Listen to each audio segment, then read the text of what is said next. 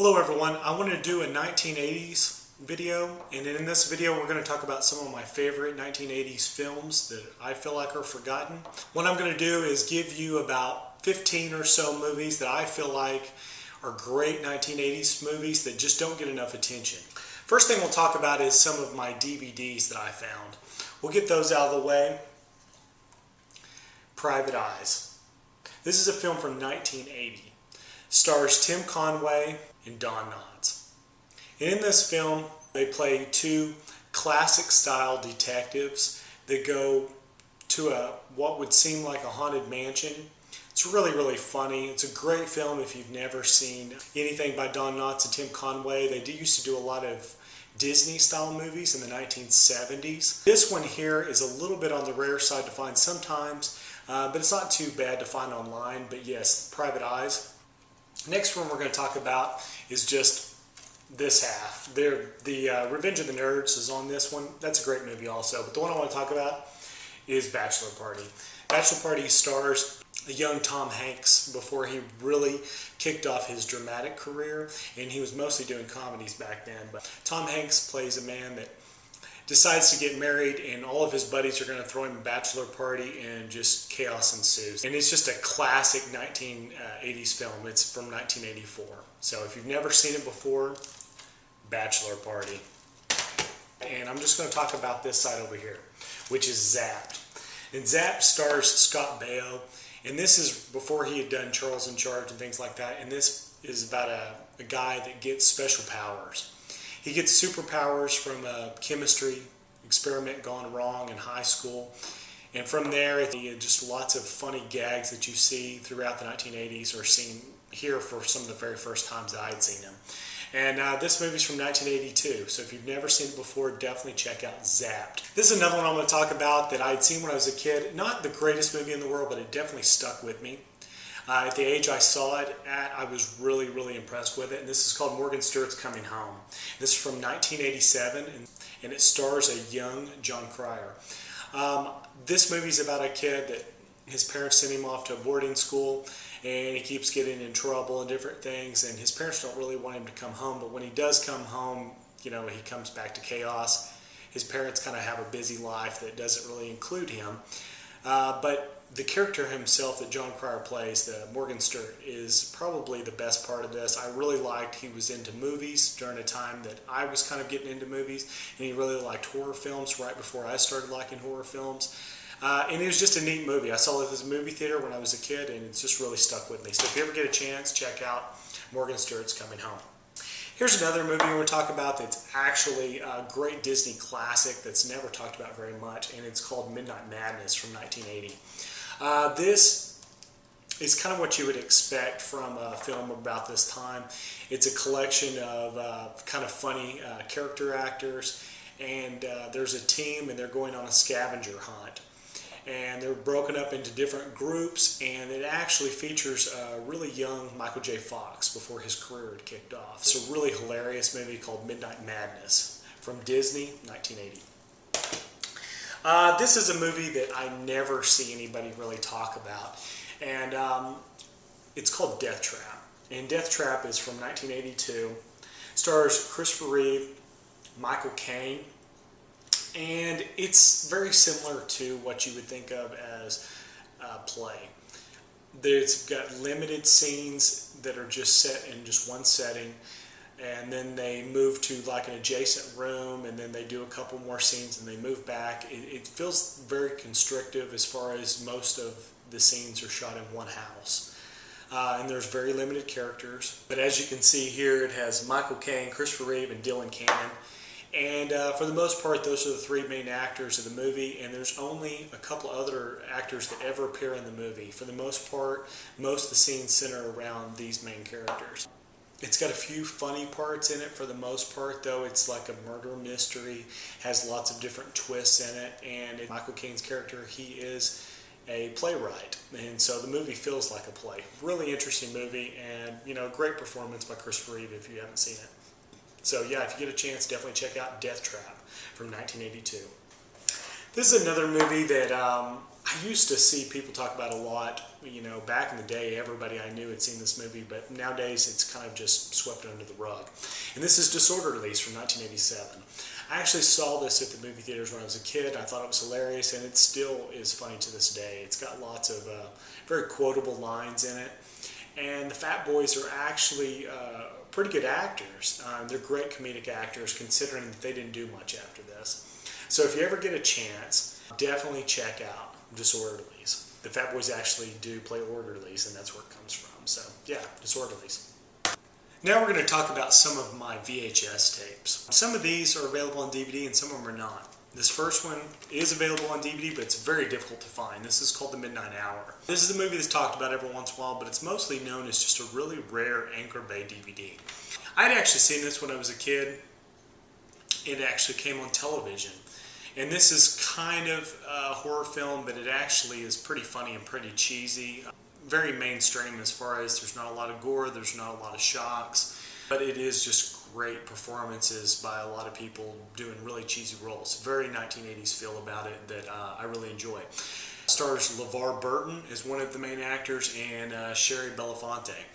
So if you ever get a chance to check out a movie that feels very 80s and it's a horror film, definitely check out The Midnight Hour if you get a chance. I've actually got the VHS. It's a little easier to find than the DVD, but yeah, The Midnight Hour. Next one I want to talk about is one that is available on DVD. It's not that hard to find. It's called 9 to 5. I've always loved this movie. I watched this when I was a kid with my parents, my grandparents. It was just one of those movies that I was really surprised by some of the things that were in it when I watched it later in life too, because this movie's a little edgier than I remembered it in the 1980s, and I think it was just mostly because of how young I was when I watched it. Yeah, Jane Fonda, Lily Tomlin, Dolly Parton, and then also, of course, Dabney Coleman. Three main actresses that actually take on their boss, and it kind of spirals out of control when they decide to do a few things that end up, you know, going a little farther than they intended. How they cover it up and all the hijinks that ensues afterwards is where it gets really funny, and there's lots of weird things like dream sequences and stuff that are really comedic, and I enjoy things like that. So if you get a chance, you want to check out a good 1980s film, definitely 9 to 5. And this is a film from 1980. This is another film that I really enjoy, and I actually talk about this movie quite a bit just because it's one of my favorite films that has never come to DVD. This movie actually exists in VHS, and it does exist in Laserdisc. It's from 1986. It doesn't really star any real notable actors that you might know, except for Dick Butkus, if you know him from football. He did do some TV and other things too, but that's probably the main person you might recognize from this. It's actually based on a guy that he gets kicked out of so many different schools and everything. He can't do anything with his life, and he ends up going to a Hamburger University where he's going to learn to run a restaurant. And he's pretty much doing that just because he has nothing left. When he gets there, actually he finds out that they take the education of the hamburger franchising and everything really serious. And he ends up trying to, stay in school, not get kicked out. So then once he does that, you'll see that, this is another one of those 80s screwball comedies. They end up trying to run a restaurant as part of, before graduation. But yes, if you've never seen Hamburger the Motion Picture, this is definitely a classic from the 1980s. 1986 is when this was released, and I really love it. The next one we're going to talk about, that was on VHS. The next one we'll talk about is actually on Beta. So if you guys are unfamiliar with Beta, I'll show you that. And this is a comparison in size to VHS. So just a little bit shorter. And this is Cloak and Dagger. This is a film from 1984, and it stars Henry Thomas and Dabney Coleman again. Henry Thomas in this is fairly young, and he's just great as the lead. He plays a kid that has a vivid imagination, and Dabney Coleman plays an imaginary friend that he has from a game called Cloak and Dagger. And in this game he ends up getting into a conspiracy with a video game and everything, and the Dabney Coleman character actually helps him out as the imaginary friend. Henry Thomas is phenomenal in this, considering how young he was, but I would say probably the stand-up performance in this is Dabney Coleman. He steals most of the scenes he has with Henry Thomas because it's a great dynamic between the two characters. Yes, if you get a chance, definitely check out Cloak and Dagger. and that is available on DVD. Here's another movie that's actually available on DVD, but I just picked it up on beta, and that's called Wildcats. Stars Goldie Hawn. Goldie Hawn plays a woman who's kind of down on her luck. She just got a divorce, everything's going the wrong way, and she ends up getting hired as a football coach. And everybody in the world thinks that she can't do it, and she sets out to prove them all wrong. It's a great sports movie, but it's also a comedy, and it definitely feels very 80s all the way throughout. It's from 1986, great comedy, and good inspirational type movie. It's called Wildcats with Goldie Hawn. This is the last of the betas I'm going to show here, and this is one of my favorite horror films of the 1980s. It has kind of a sci-fi element to it, but it is horror, and it's really cheesy. This one is actually from 1985, and it's called The Stuff. And there you go, you can see that there. The Stuff is kind of a science fiction film in the fact that they discover this substance, and they realize that this substance is edible, and it ends up being a product that they start marketing in stores, and it becomes the most popular thing, and everybody in the world wants some of it. And then all of a sudden you start realizing there's just something wrong with this whole idea.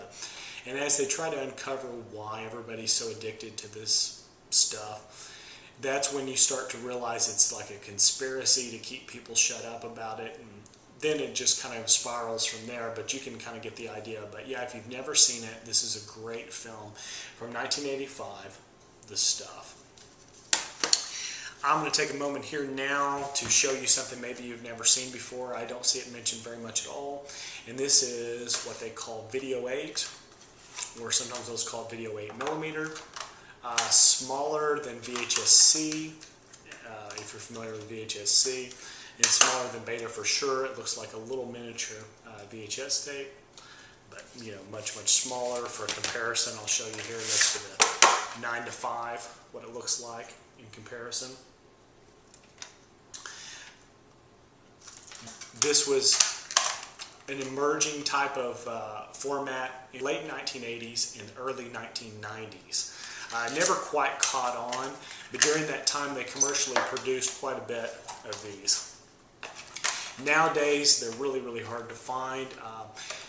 As you could imagine, things like this often get artifacting. The magnetic strip starts to wear down and things like that. And something small like this, a small little imperfection actually affects a much larger part of the analog data that's on the tape itself. But as far as it goes, it's the same quality as VHS. Normally it still looks about as good as that. And they came out with something called High 8, which was a little bit better video quality than the regular Video 8 or the 8mm. But yeah, if you've never seen it, this is Video 8. Okay, let's talk about the movie. It's called The Emerald Forest. This stars Powers Booth, and he plays a guy that gets a contract, and he goes to the Amazon jungle, and he's actually there with his family doing a job to set up to cut down these trees, and while he's there, his son disappears. And then many years later, his son is discovered. He was actually living in the jungle this whole time with natives. This is actually a movie that may not be for everybody, but it's definitely always stuck with me ever since I was a kid. I've always liked Emerald Forest. It's just got that unique feel to it that feels very 1980s, but it's just such an interesting story. So if you ever get a chance, definitely check out The Emerald Forest if you've never seen it. People don't really talk about that movie much anymore. Last one we're going to talk about is on Laserdisc. I'll try not to get any glares here, but last one we'll show is Back to the Beach. This was a throwback film that was set in the 1980s, but it was actually more looking towards the 1960s. And a lot of the things that happened in the 1960s, people were getting nostalgic for it, kind of like how we do now for the 1990s to the 1980s. In the 1980s, they were doing that for the 1960s. So in this movie, you get Frankie and Annette, which were really popular actors in the 1960s. And what happens is there's an onslaught of 1960s style characters in here, including people from Leave It to Beaver and so on and so on. But then also it's a lot of 1980s characters to bring up, you know, to keep it more modern. They put in people like Pee Wee Herman. So it's just a very unique style of movie, especially looking back now, because it just feels like it's all over the place because of how much of it feels like a 1980s film, and then how much of it is set referring back to things 20 years before that. And this is very nostalgic for people that enjoyed 1960s films like, you know, Beach Blanket Bingo and stuff like that too. So yeah, 1987, Back to the Beach. Okay, that pretty much wraps up most of the films that I feel like are some of my favorite forgotten films. So if you have any 1980s movies that you feel like people are not talking about anymore, or they've been forgotten, definitely make a comment down below and let me know some of the 1980 films that you think are forgotten, and some of your favorites from the 1980s that are no longer available, maybe on DVD or something like that, ones that are just really difficult to find. Other than that, that's it. And I wanted to say to everybody, enjoy the 1980s theme this month. All right, everybody, take care.